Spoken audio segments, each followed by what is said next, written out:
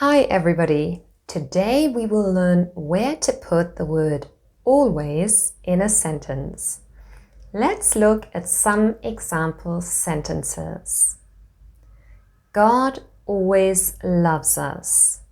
In this sentence we have a subject, God, a verb, loves, and an object, us, and also the word always. This is an adverb of frequency. It tells us how often something happens. Here, it means all the time, 100% of the time, always.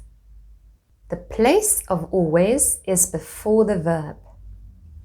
Here are some more examples. Jesus always listened to people. The Holy Spirit always speaks to us. God always forgives.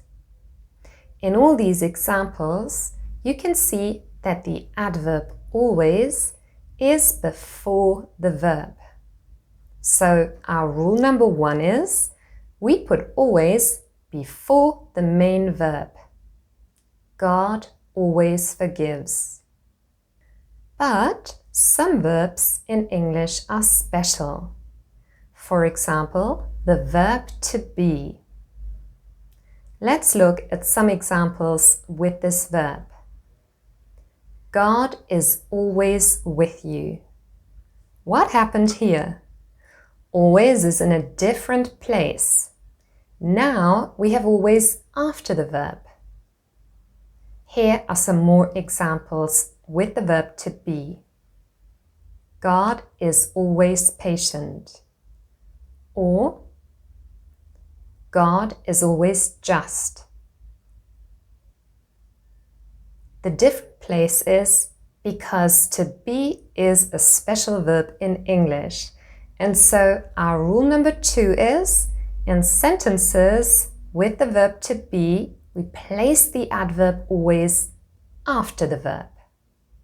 And remember, the verb to be is totally irregular.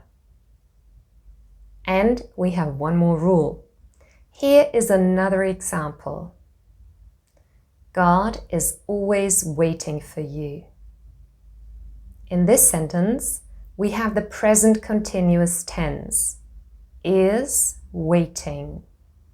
The auxiliary verb is and the main verb waiting. And is always waiting.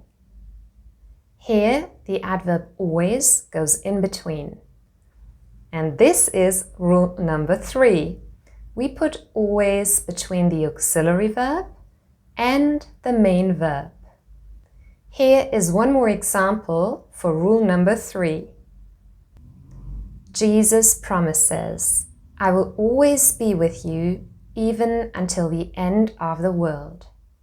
Always is between the modal verb will and the main verb be. I will always be with you.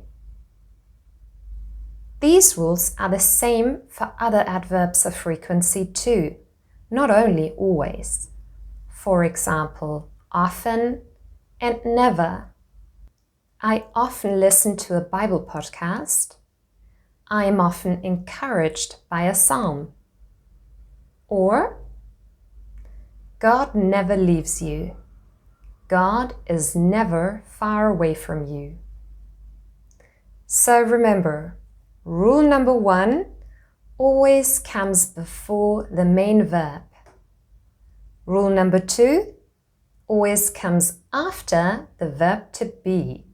This is an exception.